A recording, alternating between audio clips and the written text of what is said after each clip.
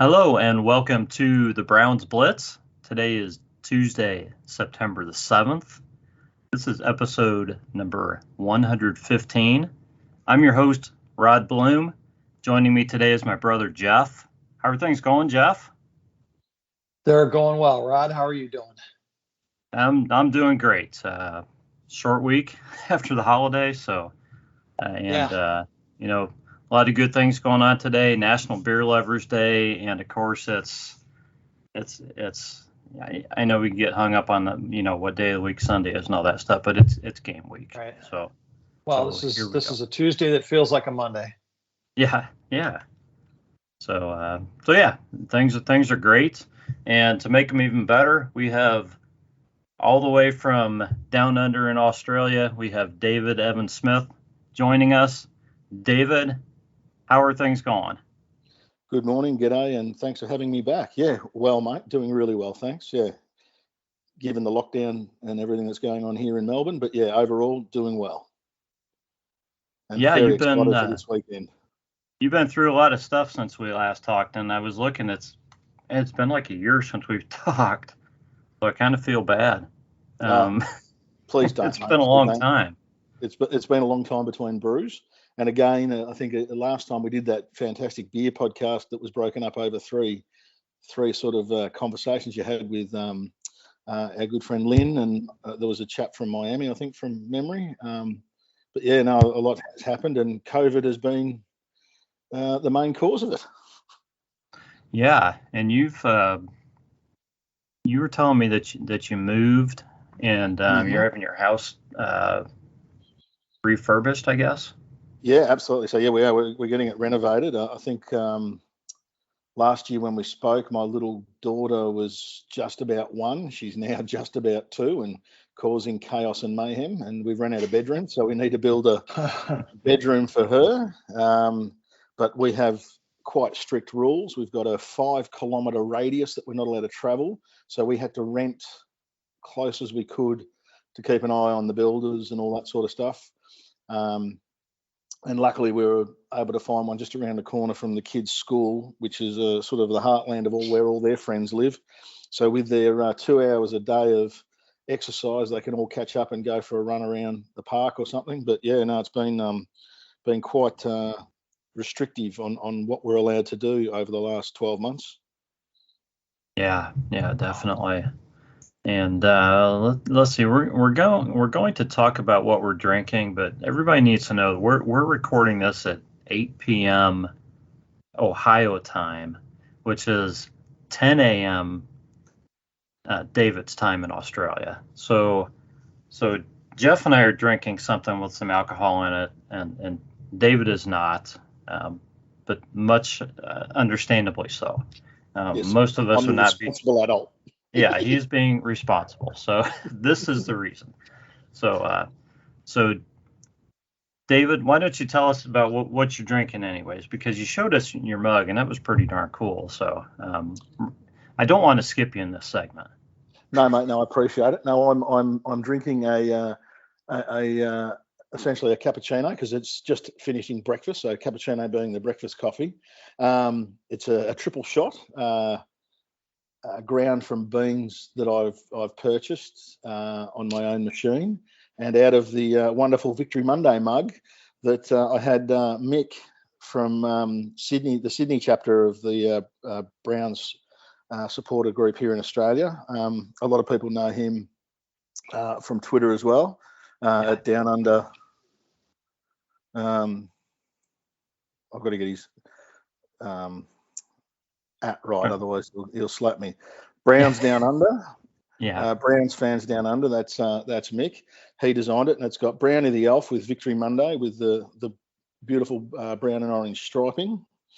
On the back, it has last season's hashtag of the Browns with the Browns logo, the brown, orange, and white stripe, and then our hashtag for us down here in hashtag Dogs Down Under, DAWGS Down Under. So that's my coffee for this morning. Envying your beers. Excellent. You're drinking it in style, definitely. So, Thanks. So Jeff, what are you drinking tonight? Well, when you were up here a couple of weeks ago, we picked up a 6-pack of Yangling Oktoberfest, and I had one of those left in the fridge, so I thought I'd finish that up tonight so I wouldn't have any more Yinzer beers before the start of the season. Yeah, so you left me one, so I'm having it tonight. Yeah, I left you on. Yeah.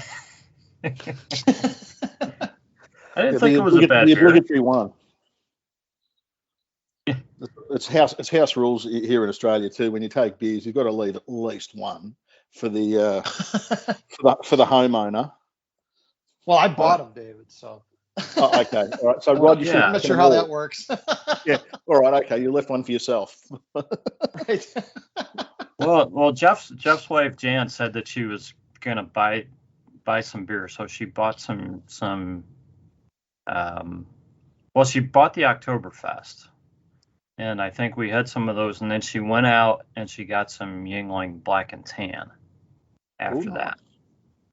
Yeah, I got a couple of those left also. Yeah, so I mean, obviously, I would have brought some beer, but she had already offered to go get something. So I thought it would be in poor taste to bring beer when somebody says they're going to get beer for you. So, right, absolutely. But I thought the Oktoberfest was decent. What do you think, Jeff? Yeah, it's a good sipping beer for an occasion like this. Again, I'm not going to drink this kind of beer all day, but it's all right. Yeah. So it's a Pilsner style, is it? It's a lighter sort of Pilsner style.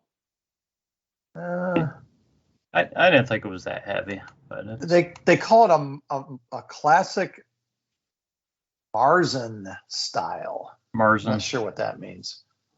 Marzen is a beer. Yeah, Marzen is. Well, obviously everything Oktoberfest is going to be German, but yeah, I don't know what differentiates a Marzen. So, and all the beer experts out there are yelling at us. So, yeah, we'll hear from somebody when this launches, guys, as far as what a Marzen is. So, yeah, I do not know that off the top of my head without looking it up. So. I've cheated. I looked it up quickly. It's a traditional beer that's served in Munich during Oktoberfest. So that probably explains the name of it. There you go. So all Oktoberfest are Marzens. Okay, that makes sense. Yeah. Excellent, guys. I'm drinking a Duclaw Sweet Baby Jesus chocolate peanut butter porter, 6.2% alcohol. It's just one of my favorite beers, and luckily I've got a few of these left out there in the fridge that I'm trying to clear out. And I thought this week deserved a special beer, so I picked out something I really, really enjoy. And this would probably be heavy for Jeff, just because, I'm not talking about your ability to drink or anything. I'm just talking about your palate and what you're used to drinking as far as beer, because of it being a porter. But I think it's got a great flavor, and I've had a lot of different peanut butter beers, and there are some of them out there that are really, really good, but I don't know if there's one that's better than this. This one it's right out there. I would love to be able to send you the one that I have here. It's from one of our local brewers called the Bad Shepherd. They do a peanut butter stout, and the story on the can, I can't remember if I told you about this or not last time we chatted, Rod, but it's based off the flavor profile of a Buckeye, the candy. So, okay. So the guys, somewhere through there, there's an Ohioan brewer who works or has worked at the brewery, and he made this stout, and it's about the same. It's about 6.2, 6.4, somewhere around there. And it's got that lovely chocolatey, nutty creaminess to it with the nice heavy stout, which I love. I love my Guinness and those sorts of, and porters as well. And I've actually got some in the shed. Just a shame those whole international transportation of alcohol laws get in the way of me sending stuff. Yeah, kind of messes things up. Damn it. Yeah, this brewery is really good, and these guys are in Baltimore, Maryland. So but I don't hold it against them. That Duclaw is an excellent brewery. I've had some of their other beers, and they do a really nice job. So definitely one of my favorites, guys. And with that, let's talk some Browns. So Browns play KC. Obviously everybody knows it's in Kansas City, so it is a I wrote it down 4:45. 4:45, I think. 4:25 kickoff. 4:25. Right. I've got too many notes. I can't even find anything. I usually don't write anything down for these podcasts, and I wrote down some thoughts here, and I got too many words on a piece of paper in front of me. So yeah.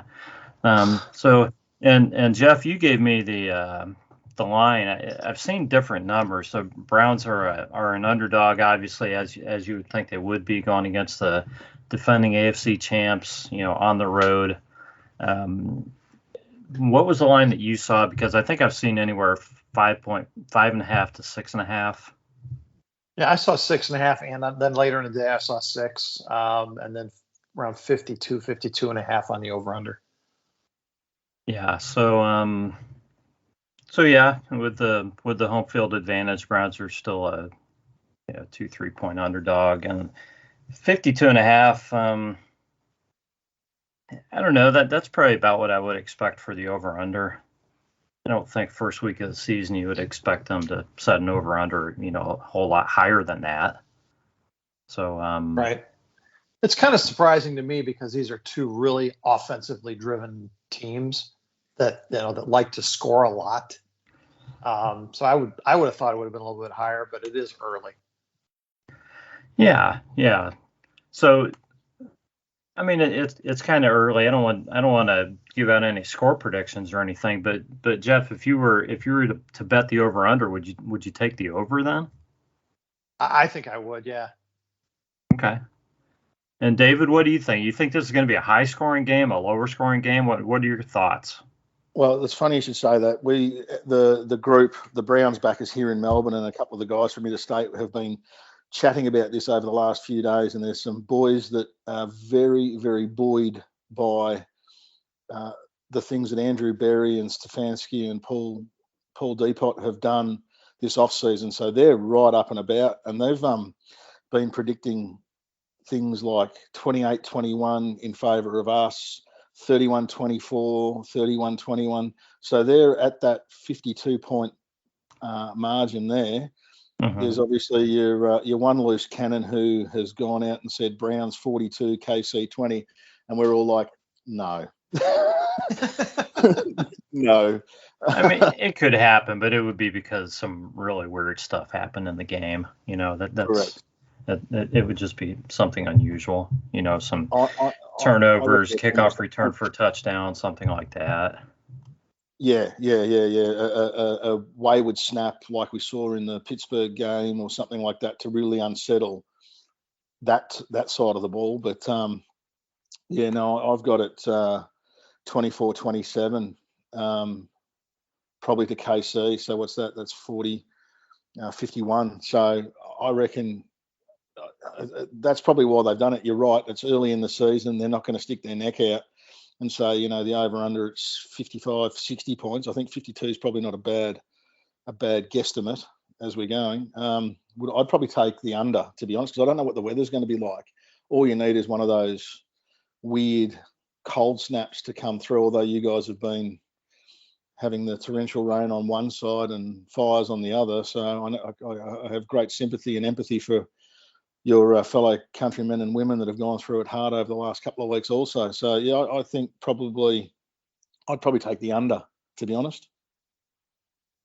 Yeah, I haven't looked at the forecast yet. I assume it's going to be nice. I mean, it's been pretty nice here, the last several days, and I think into, over the next few days. So I'm assuming it's going to be decent weather for the game. But yeah, I mean, rain or if it happens to get cold, it could change it. But I got to tell you, if I was going to bet on the over/under, I probably wouldn't bet because I have a feeling it's going to squeak under. But I sure wouldn't bet much money on it because I think it's a pretty good line right there, like you were saying, David.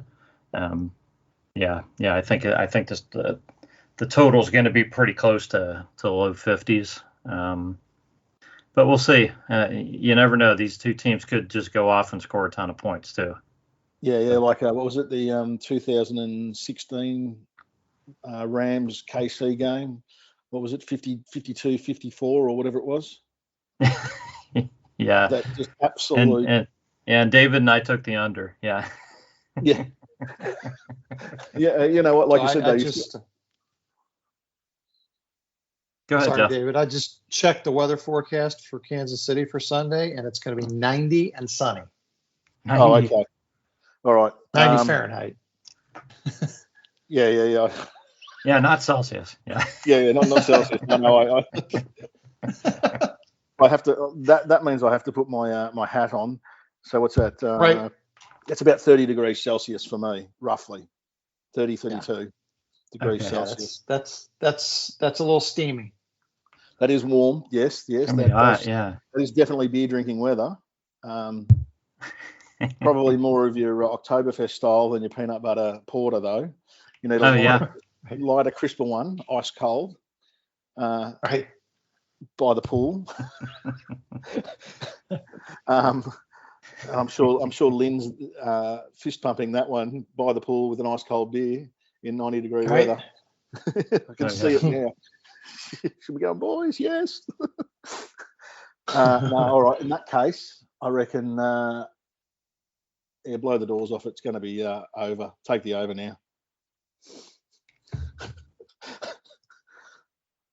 I don't know who's going to blow the doors your off. convictions. I don't know. I'm still going to stick with the under, but I think it'll be real close to the 52.5. And I may wind up looking real silly, but nobody's going to go back and remember I said that anyway. So no, and you're not going to look silly because you haven't lost any money, mate. So it doesn't matter. That's right. I'm not putting any real money on it. No, that's it. I wouldn't bet any money on the under. That's for sure, guys. No. So the Browns, for all the issues, and I'm knocking on wood, all the injury issues, everybody except Michael Dunn is practicing right now. I didn't hear anything about anybody, having any issues today. So I know at the beginning of the day, everybody was practicing except Michael Dunn, who was still doing some stuff. So I think his future's kind of uncertain as to when he's going to come back, but it sure seems like they think he's going to be available at some point with what they're doing with him.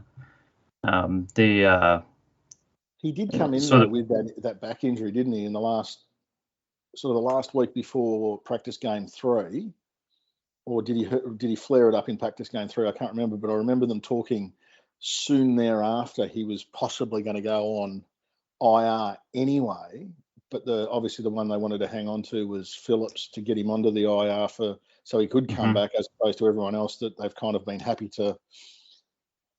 Well, they really haven't said anything about Dunn, so I'm guessing that IR is not the route they're going to go, or they would have gone that way already. Yeah, possibly, unless there's somebody that they don't like, or not they don't like, somebody that doesn't fit the smart, tough, and accountable mold on the O-line to put him on IR, if you know what I mean.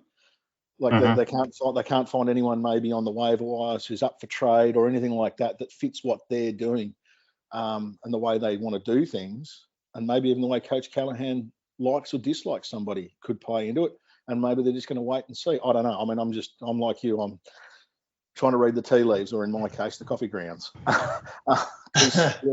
There's not a straight line, is there?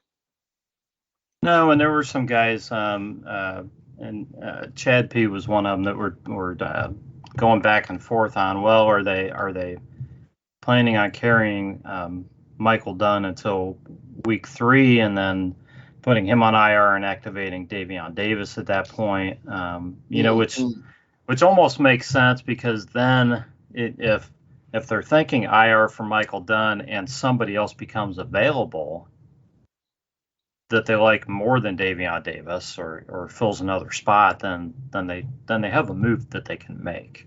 Yes. Yeah. Yeah. I think Dunn is kind of holding that spot right now for whoever they need, depending on what happens in the first couple of games. But he's also good. I mean, this and I've heard you guys talking about it, and Rod, I've heard you on the other pods that you've been doing talking about it.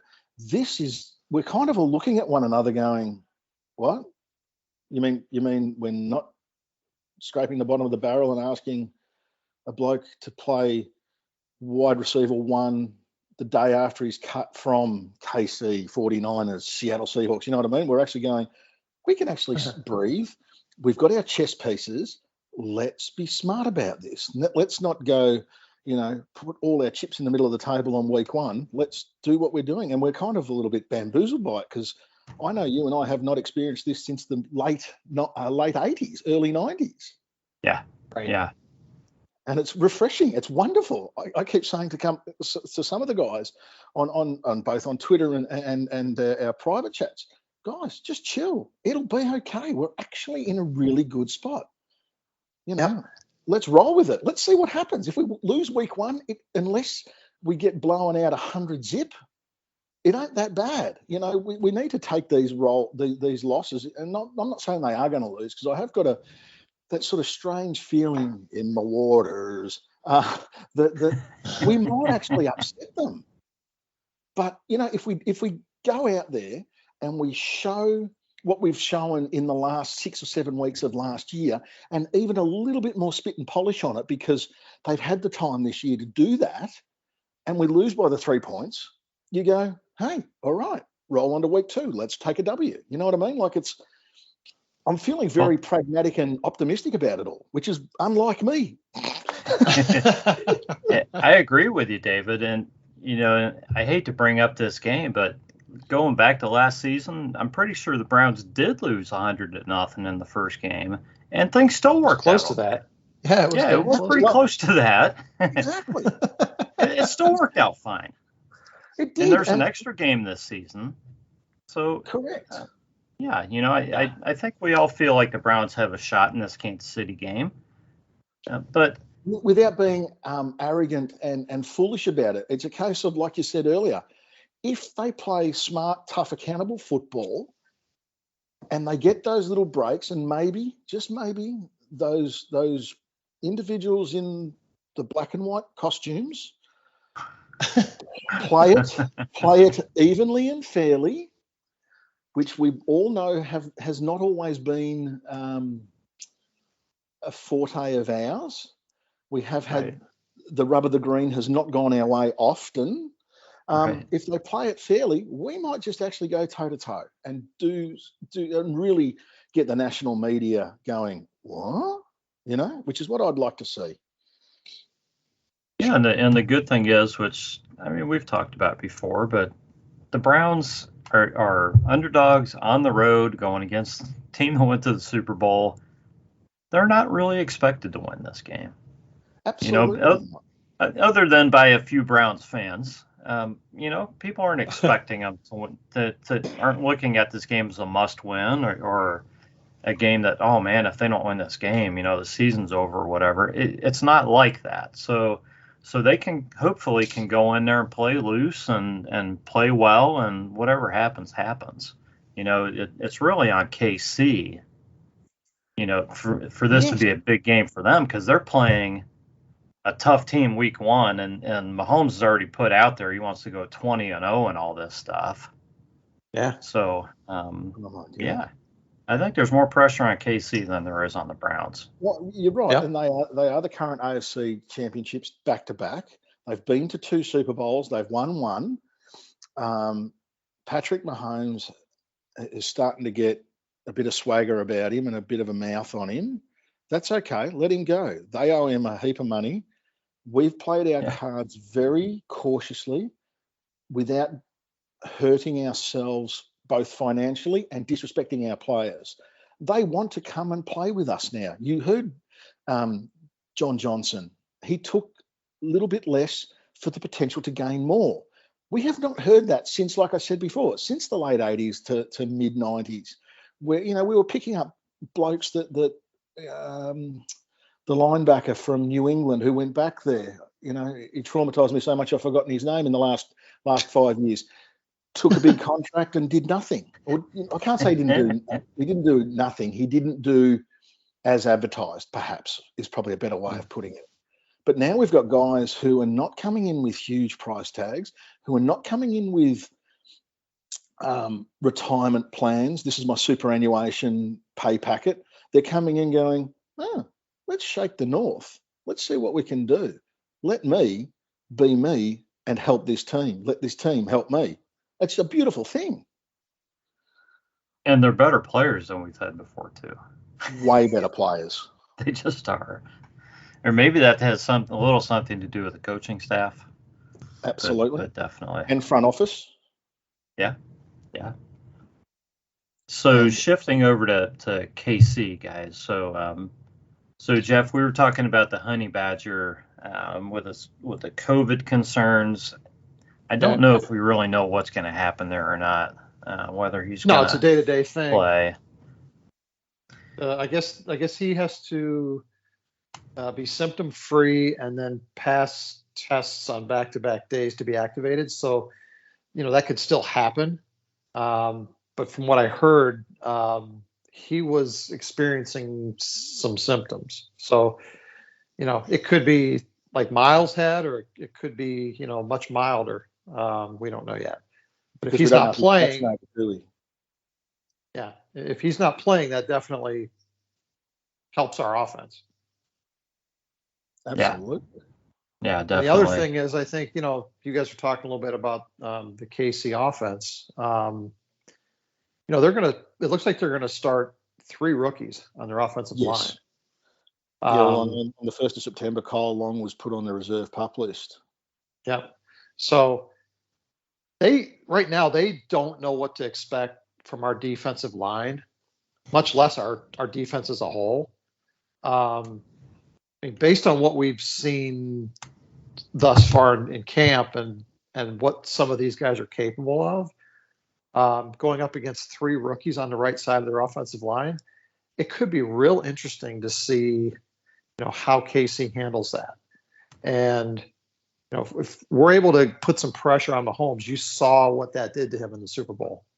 Absolutely. Yeah. So it could be, like you said, the Browns playing loose. The expectations are all on KC.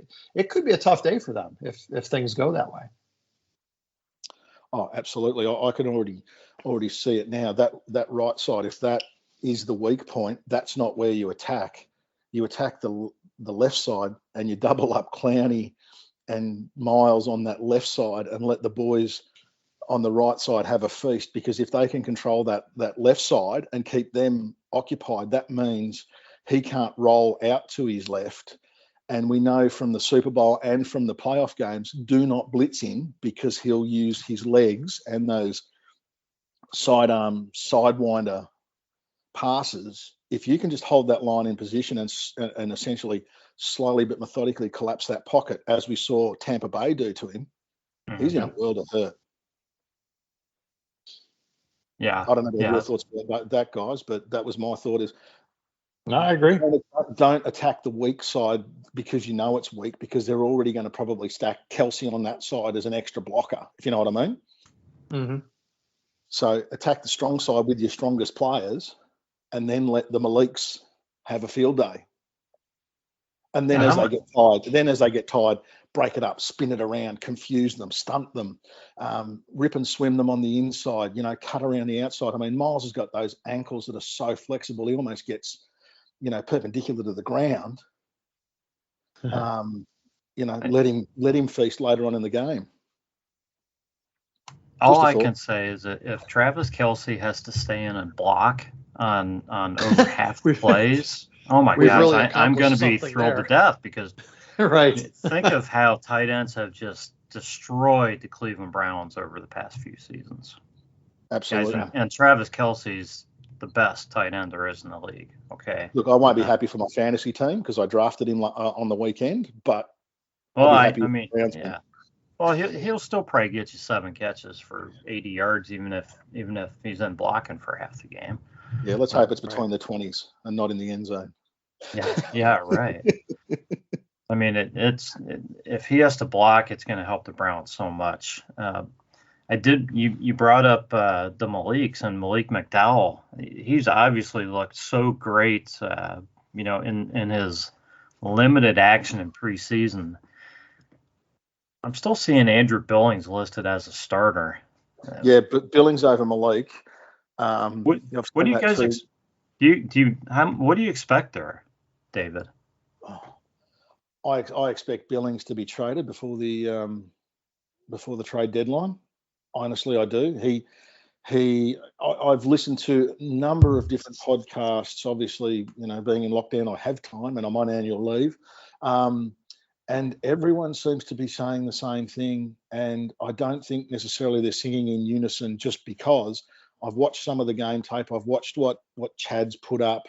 I've watched the games, sort of in semi-slow-mo, and he hasn't looked great. He hasn't looked powerful like the Maliks, and I call them the Maliks because, boy, I love them. They're the guys you want out there. Absolutely. Billings got rolled over on. He got almost picked up and moved, whereas Malik picked the bloke up and drove him 7 yards back into the pocket and then went to the. I felt like it was that meme that's going around at the moment. Malik picks up the centre, drives him back 7 yards, and then goes ding dong, hello. I'm about to pull your arm off because I'm not allowed to hit you in the head because that's okay. That's the new rules. That's the new game. But yeah, he's I'm not. I was excited when we got him because I'd seen what he'd done previously in Cincy, and he's a big man, and he was strong. I don't know. Maybe he needs a bit of game practice. That's why I'm happy to give him a couple of games to see. I don't know what about you, Jeff? What are your thoughts, mate?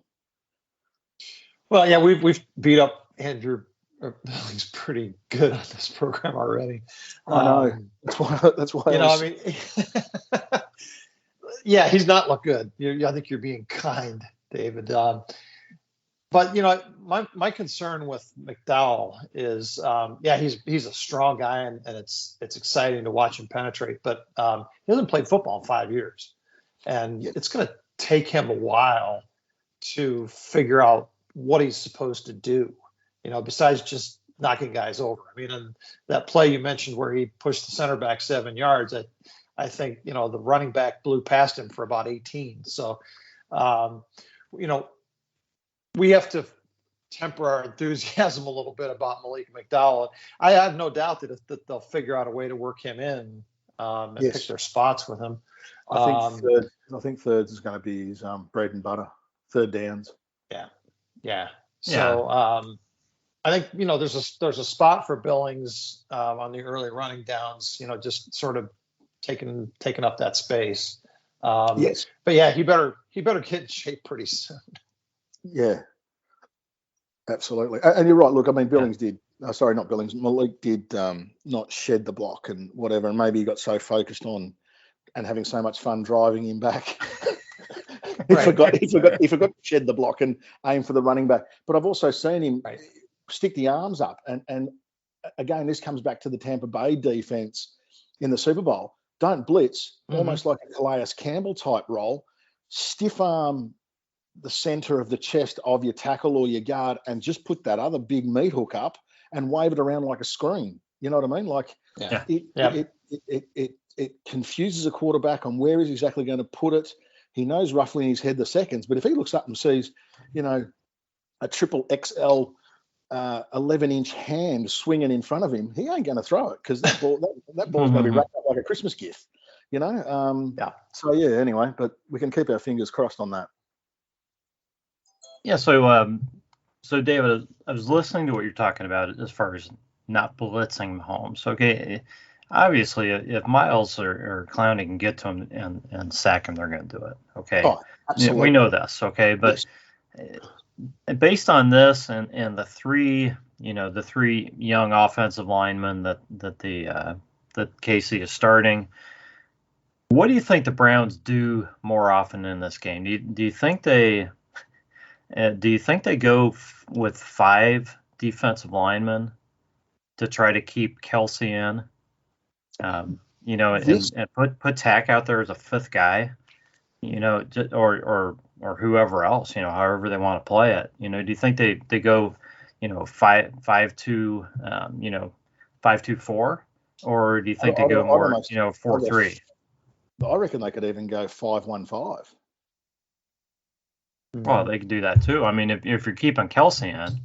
Yeah, so the thought process being, I've heard Nathan talking about this NASCAR package, which I think a lot of it sounds like it's more goal line or red zone type D, but I don't see why in a situation like what we're talking about, you couldn't use it in more of an open field in the sense of exactly what you were saying. Use Tack. He's fast, he's mobile, and both him and Miles have the potential and the skill set to be able to drop back. We've seen Miles drop back in coverage, sort of as a almost as a linebacker, almost. They can cover like linebackers, yeah. Yeah. So, read the play, set up your five, have your five DBs, because remember you've got your guys that are they are cold-blooded killers. Your Ronnie and if JOK comes in and John Johnson, they've got that ability to hit hard, but they cover such great ground and have such fantastic vision. And by the sounds of it, they're all communicating really well. From all the press conferences I've been hearing from the players, they're loving the fact that everyone on the field is talking to one another, but they've got one voice, and that's Walker. And then it's JJ.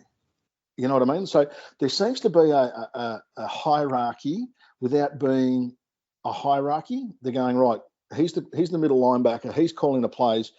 JJ's the center fielder. He's backing up Walker on what he's seeing, or if he sees something different, he calls it, and Walker has the trust in him to then roll with the secondary calls. You know what I mean? Like it seems to be they're really feeding off one another, and they're really doing that. So I don't know. Maybe they go a 5-2-4, a 5-1-5. I'm excited. I mean, we spoke about this last year when we first chatted that I'm a former middle linebacker and outside linebacker.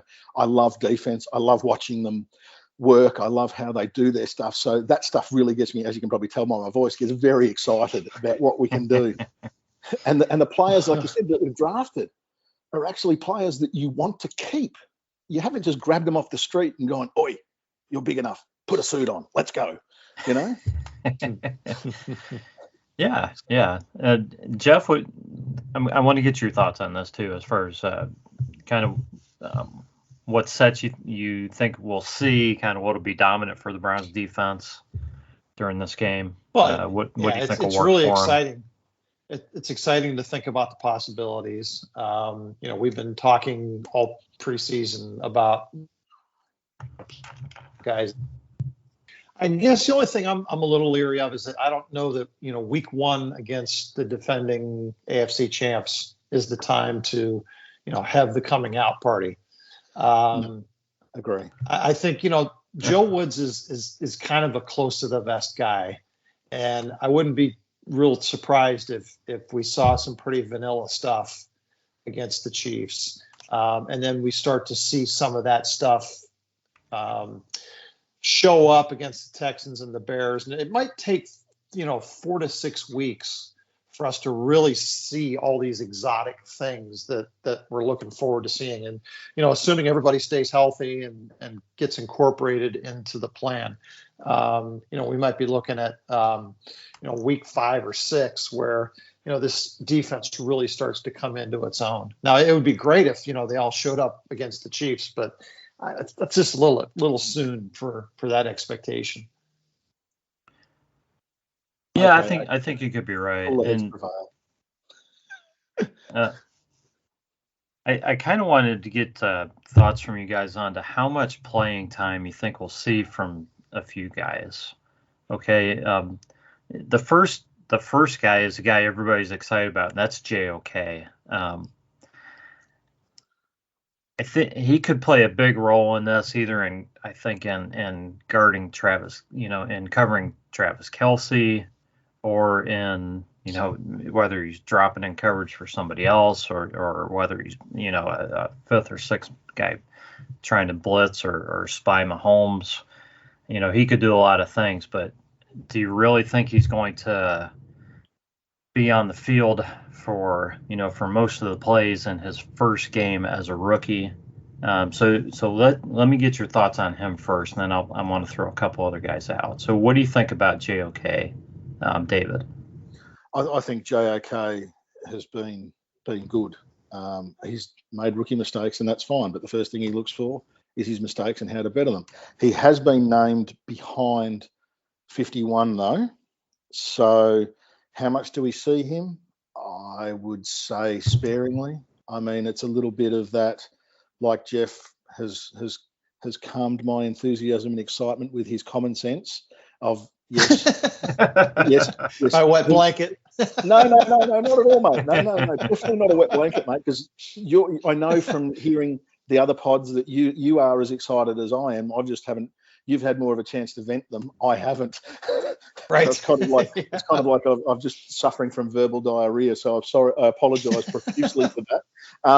I think he'll be played sparingly to just get his toes wet. You might see, you're right, Rod. You might see a bit of that sort of Minka Fitzpatrick type robber type role, spying in on Patrick, and then possibly picking Kelsey up, on the slants or the little inside routes or even little sort of fades or whatever he's going to do. But I don't think you'll see a lot unless, like you said, the injury bug takes hold. I think sparingly would be my final thought on it. Yeah. So, Jeff, you think it'll be more than sparingly? Well, I kind of hope it is again, but I think David's probably right. It's going to be situational. They're going to have packages for him. I think Mac Wilson being the experienced, steady hand, and he's been okay, in preseason. So they're looking for guys to not make mistakes in the early going. But yeah, you got to find a role for JOK, and I think they will. And then again, as the defense evolves and really finds its identity, he's going to play a lot. It's just a question of when. Yeah, I agree with you. So before I bring up another guy, let me put it this way: when we know who the first 4 DBs are, obviously. So when the Browns go to a 5 or a 5th DB, I guess it's going to be.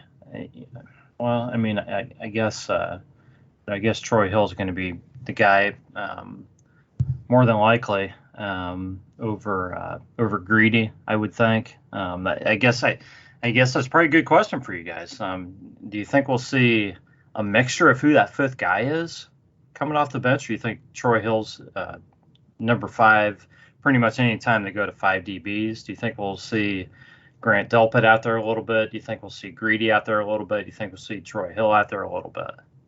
What do you think, Jeff? I was talking to somebody about this over the weekend. Who's going to be playing back there? And is it going to be Greedy Williams or going to be Greg Newsome? And I said, you know what? I think the guy we're going to see a ton of is Troy Hill. If you think about how Money Mitch played last year, and he was really brought in to be our slot corner, but he started almost every game on the outside. With the injuries and just the way things work with NFL cornerbacks, I really expect to see Troy Hill playing a ton. If he comes in only as a situational slot corner, that means that all these other guys have exceeded my expectations, and that would be a terrific thing. Okay. But I think, he's really the glue that's going to be holding this together for us. Because there's so many questions around all those other guys. So you think we'll see him over Newsome playing outside or not?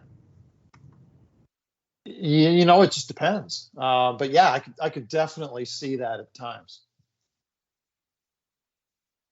They've actually been working with Newsome to play him at the slot as well. So, you could see these guys moving around. Well, I mean, yeah, it makes sense. I mean, yeah, cross-train these guys, getting them ready to play different positions because, man. where are they most effective, and depending on who they are lining up against. Right. So, David, what are your thoughts on the fifth man and who you think is going to see the most action out of these corners and maybe even an extra safety? Yeah, well, I got a message this morning from the latest depth chart saying that Newsom's over greedy.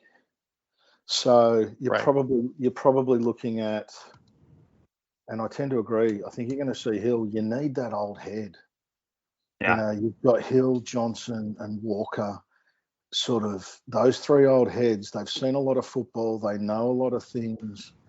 Obviously, Walker has played KC a lot, and probably so has Johnson and Hill in the years gone by, when they were playing those games in their rotation when they were with LA, with the AFC, NFC flick around and positional changes. When you finish one, you get the one draw, two, you get the two draw. LA Rams are obviously finishing high up, so they quite often probably played KC often enough. So I think Denzel, Newsom, Hill, Johnson, and then bringing in, it's hard to say. You got Greedy, and it is, I'm just looking at their wide receivers. Tyreek Hill, he's going to tear the top off it. McCole Hardman, Pringle, Fountain, and Robson. Good question. I think you're going to have to see them all. We need to see what Delpit can do. Can he also play that sort of spy robber type role as your fifth man? Yeah, it'll be interesting. I honestly don't know. Yeah. Now I'm looking at all these names. You go, play them all, put them all on. They're great. Yeah. No, I expect to see them all play for sure. Yes, I think they'll all play a little bit. I don't expect to see a lot of Delpit just because he's probably the guy they've kind of nursed along the most. But I think they're going to want to get him at least a few snaps out there, just to kind of get his feet wet. Has anyone found out what Hill's unspecified injury was? Hills, I have no idea. No, okay.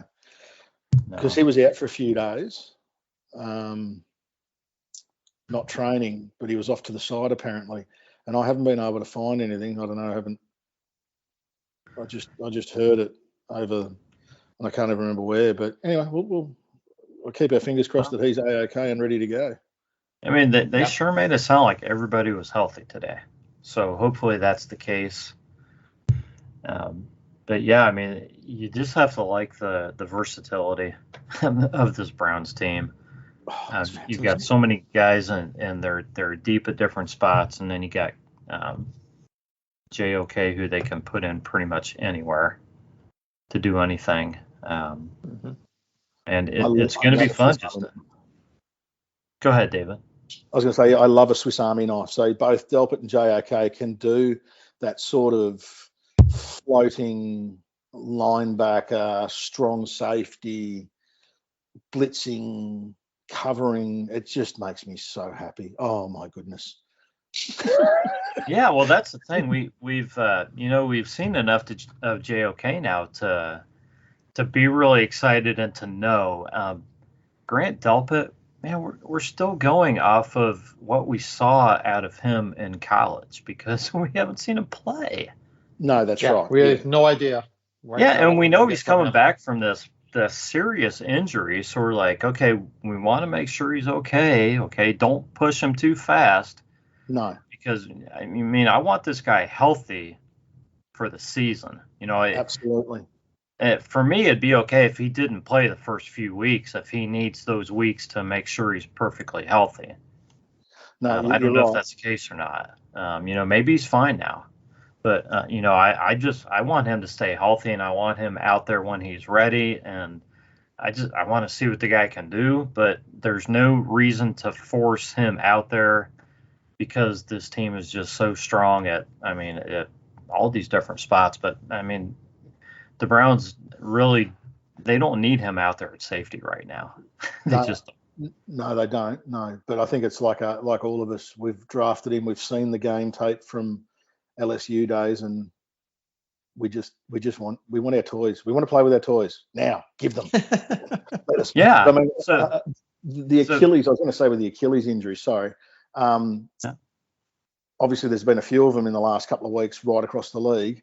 But I look at it too here from an Australian rules football type scenario, because he is playing a position that is almost like an AFL, an Aussie rules player, insofar as it's almost a 360-degree position that he plays when he's playing either safety or sort of that floating linebacker safety corner type role. And I've seen a number of guys come back too soon in Aussie rules from Achilles injuries and end up with other issues. So maybe that's exactly like you're saying, mate. They're playing it softly, gently, because even though he's young, fit and healthy, it doesn't mean that he won't have ongoing issues or potential issues from that Achilles injury. So I agree that they're probably playing it very, very safely for that reason, and probably amongst a few others. And that's exactly what I want. Go ahead, It Jeff. will be interesting, Rod, to see who the two guys are that they activate off the practice squad. I think that will be very telling for where they think some of these guys are. You know, if we see Javonte Is it two guys Moffett, or three? Is it two or three? I think it's two this year, but I could be wrong on that. Okay, I was thinking of three. Okay. But I mean, for me, if Javonte Moffett is activated, that tells me that we're going to see Grant Delpit sparingly. You know, he's really not ready to go 100%. Yep. There's a couple of places where we're thin. You know, they brought in Joe Jackson at defensive end. I wouldn't be surprised to see Porter Gustin active. You know, we'll see. I would think that another guy likely would probably be Jordan Franks. You know, if they want a blocking tight end active. You know, we'll see. We'll see. Well, and the top and tail that you two have mentioned, Moffett and Franks, they're both special teamers as well. Jackson's not. Right. So, you know, we're probably a little thin in special teams. And I know Jarvis absolutely, you know, as we say here, frosts at the chops to play special teams. He just loves the contact and all that sort of stuff. I do not want that man anywhere near a special teams. Please stay healthy, Jarvis. We just want exactly Jarvis right. Exactly right. I'm on the bandwagon of let's not get rid of Jarvis. There are certain circles that don't like him for whatever particular reason. I love the man. I think he has got. I mean, we've spent this entire pod fantastically talking about a wonderful defense. We've barely even made mention of the O, which just shows you how exciting we are. Not exciting we are. We're not exciting blokes. Excited we are to have a great defense, or the potentially great defense that we haven't had for a number of years. But yeah, I don't want Juice anywhere near special teams. I don't want OBJ anywhere near special teams. I don't think Njoku or Austin would ever go anywhere near them either. I don't think they're really cut out for it. But I think Franks could do quite well because he can pick up where Stiff Arm Steve left off. Moffett clearly can. And thankfully we won't be activating Robert Jackson. Who? Sorry, Miss Jackson. What? Yeah. Yeah, so you mentioned the offense. So let's talk about a couple guys there. And I was just going to mention, because you talked about the special teams. Demetric Felton, I think. I love this kid. I'm trying to remember. He's listed as the punt returner or the kickoff returner? Do you guys know offhand? And DPJ is listed as the other return man. Yes. So one on kickoffs, one on punts. Sorry, DPJ, you're right. Sorry, DPJ on kickoffs. Kickoffs and Felton on punts. Felton's on punts. Yeah, I'm pretty sure that's right. Okay, yeah. I couldn't remember which was which because I looked at it a while ago.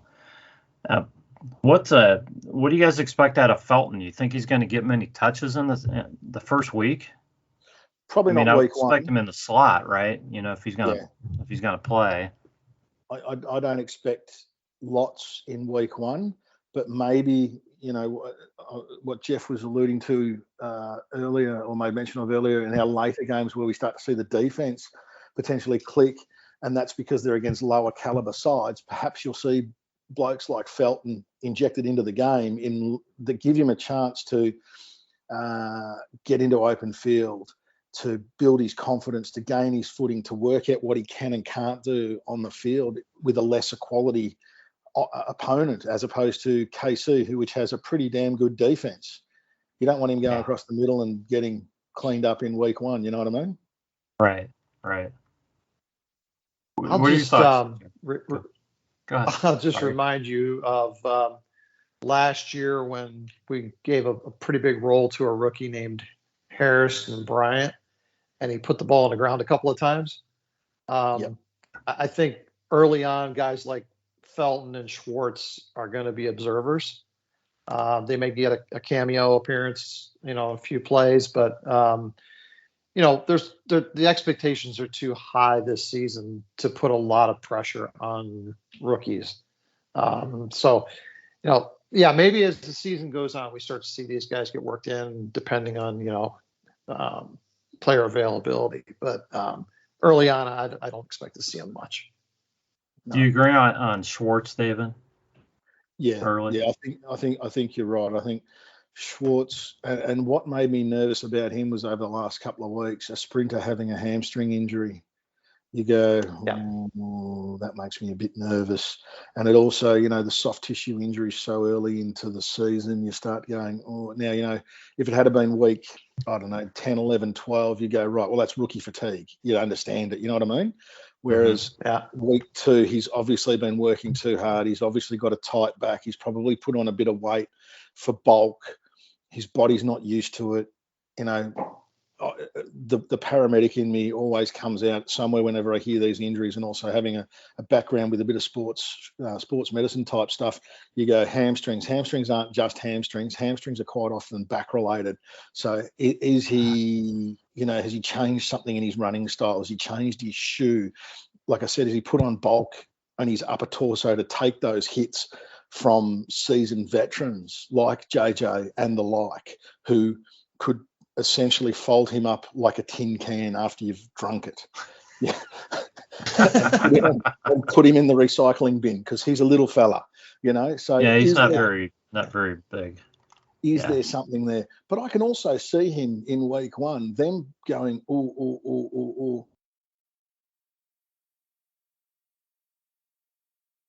hitting OBJ for a 50-yarder. You know what I mean? Like it's got the potential. Oh, yeah, I wouldn't be surprised at all to see a couple of those gadget plays. Just depends on who they run them with. Yep. Stefanski loves those things. Yeah, I was thinking about that too. Of maybe they don't throw to Schwartz a lot, but if he's healthy, maybe we see him out there. Just going out there and just flying down the field, and just Kansas City's like, oh my gosh, you just see 3 DBs just flying down there to try to catch him, and it just opens the field up. Correct. Yes. If they're putting their robber on him, and then all of a sudden the free safety drifts across, there's 2 gone. There's a massive hole in the middle of the field. Yeah, and suddenly, somebody like Jarvis or Hooper or somebody's just open for an easy 20-yard gain. Absolutely. I've had these plans in my head. I'm sure the guys are far better at that than I am, but I'm just going, if only I had Madden, Yeah, we could drop a play on Madden, but yeah, I think Stefanski and those guys can do a little bit better job than us. Absolutely. I'm going to take a little victory lap. I picked Demetric Felton to make the 53 about 2 weeks after he was drafted. I heard all the interviews and everything like that, and I went, this kid, they like him. He's a 6th or 7th rounder. He comes with pretty good credentials. And I was talking to one of the guys here. They do a lot of fantasy football podcasts here in Australia, the Aussie guys. I said to them, because they were saying dark horses post-draft from each team, and I said Demetric Felton. And I go, I'll be surprised if Dwayne Haskins isn't the Steelers QB by week 6. So there's my two things, a victory lap, because I just loved the sound of him. I went back and had a look at a bit of game tape on Felton. And I went, oh yeah, okay, I can see what they're doing here. And I just went, I'm taking a victory lap, boys. So that's it. That's my victory lap with my coffee. Gotcha. Nice. Yep. So that's yeah. I think you'll see a little bit of gadgetry from Felton as well as Schwartz, but maybe not too much.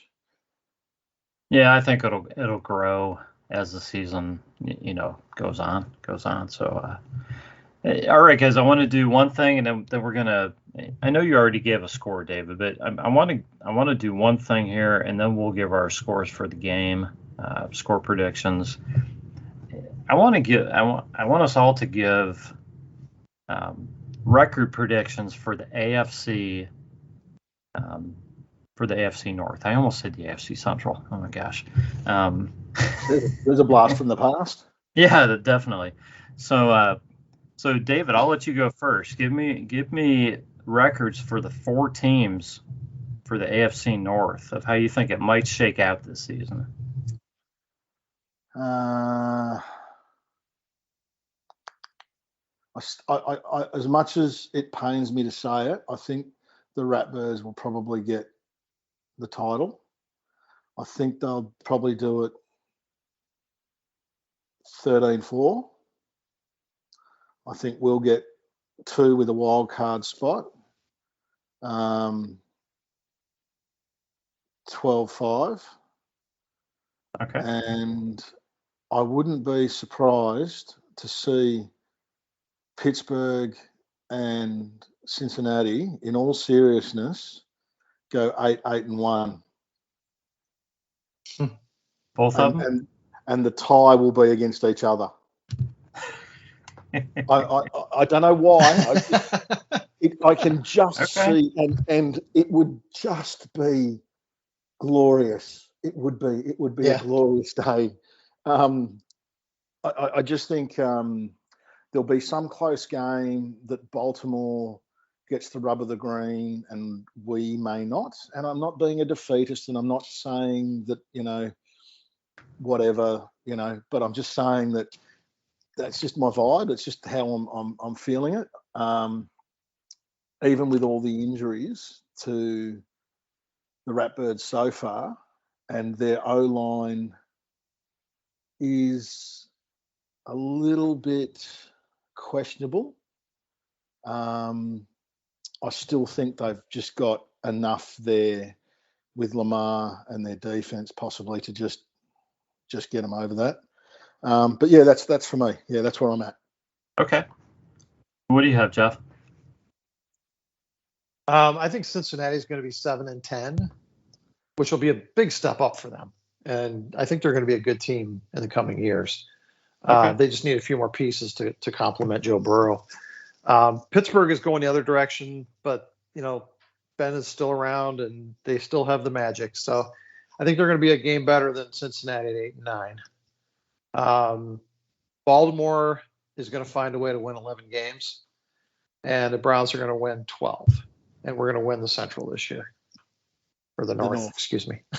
North? I made the same mistake. I shouldn't have said Central. That's on me.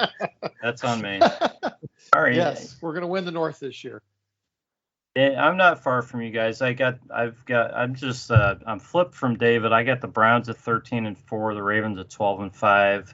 I put the Steelers at 9-8. They just seem to find a way to always come out above 500. So I got them at 9-8. I don't know. I put the Bengals at 5-12. But I agree with you. I think they're going to get better, but I think they're still a year away from really improving a lot. So, not that I think they're that bad, but yeah, I could see them maybe next season, being up around 500 or better. So we all have the order of finish essentially the same. Pretty much, yeah. David. Yeah, David has the Ravens finishing first, but we all have the Browns and the Ravens within a game of each other. Yep. So yeah. And like definitely. I said, it only takes one play, and I always use that that opening snap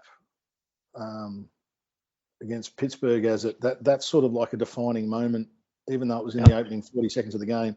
But you just need something like that to go awry, and you can get a W. You know what I mean? But the games are so close now in all outside of the South, because the AFC South is just a dumpster fire. But the good teams in good divisions are that so close across all the divisions. It is that one play, an interception, a dropped catch, a missed field goal. We're literally at that point now, which makes the games so good to watch as us as fans, not only of the Browns, but of the entire game. Yep. It's not like an Alabama, Miami. Yeah. You know. Well, it's what the NFL wants. They want games like that. So don't worry, I've got the same issue with the AFL here in Australia. They want to make the games close, but they also want them exciting. But you know, that's a whole different podcast. Yeah. So what was your score prediction, David? I've got it 27-24 KC with home field advantage by 3. Okay. It pains me to say it, but that's where I'm at. Okay. But I think it's going to be a little higher scoring. I think KC probably scores 4 touchdowns and a field goal and wins it 31-27. We score 4 touchdowns, but we miss an extra point along the way, and we miss a field goal along the way. And Chase McLaughlin is the sacrificial lamb. Yeah, that guy being burned in effigy by Browns fans, and we're looking for a kicker on Monday morning. That's why I said Zane Gonzalez, because I just pictured the game in New Orleans that time. Yeah, that was rough. Yeah, so I think we lose by 4, and it's missed kicks. Okay. Anybody who listens to this podcast knows that I do not pick against the Browns. Okay, so I have the Browns. I am switching up David's score. I have the Browns winning 27-24.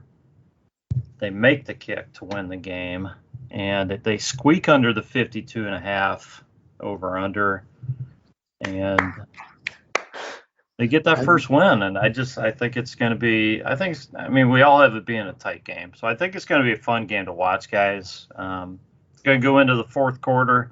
It's going to be tight, and I just, hopefully the Browns can pull it out. 3 a.m. for me. I think it is. Yeah. Oh boy. Yeah. I think I'm getting up around about 3 a.m. to watch that. From memory. 3 a.m. Yep. That hurts. Yeah, so David, any closing words for us? Mate, I just want to say thanks for having me back. I love the show that you guys do. I love the guests that you get on, except for that loud bloke from Australia. He's a bit of a loose cannon. I just really appreciate it, mate, and keep up the great work. And as much as I want the Brownies to win, I'd love it for you to be able to take a victory lap, mate, on Monday morning, and I would have triple shots again out of the victory mug saying it's all to Rod. It was he who wished them over the line. Right. As long as they win, I don't need any credit. I can tell you that. Well, we appreciate you, David. It's been great talking to you. Jeff, any closing words for us? No, I hope you're right, Rod. And David and I are both wrong. The great thing, like you guys alluded to earlier, is even if we do come up short in this first game, it's not, this game is everything. There's a great chance that we don't lose many more games after this one. So, hey, let's watch it, have fun, and go Browns. Absolutely. This has been the Browns Blitz. Thanks for listening. Go Browns, and we will catch you next time.